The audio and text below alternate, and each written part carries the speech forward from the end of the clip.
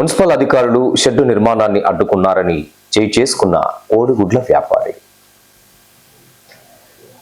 NTPC Annapurna కాలనీకి చెందిన కోడిగుడ్ల వ్యాపారి గోపూర్ చంద్రయ్య షెడ్డు నిర్మాణాన్ని మున్సిపల్ అధికారులు అడ్డుకున్నారని ఆరోపిస్తూ శుక్రవారం తన చేసుకున్న ఘటన స్థానికంగా కలకలం రేపింది.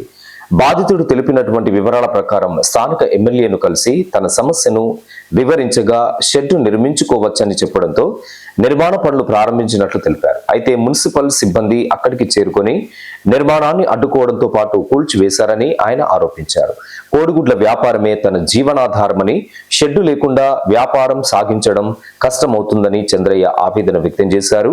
అధికారుల చర్యల వల్ల తన బ్రతుకు తెరువు దెబ్బతింటుందని ఆరోపిస్తూ తీవ్ర అసంతృప్తిని వ్యక్తం చేశారు. చెప్పిండు ఎమ్మెల్యే సాబ్ కట్టుకోమని చెప్పిండు.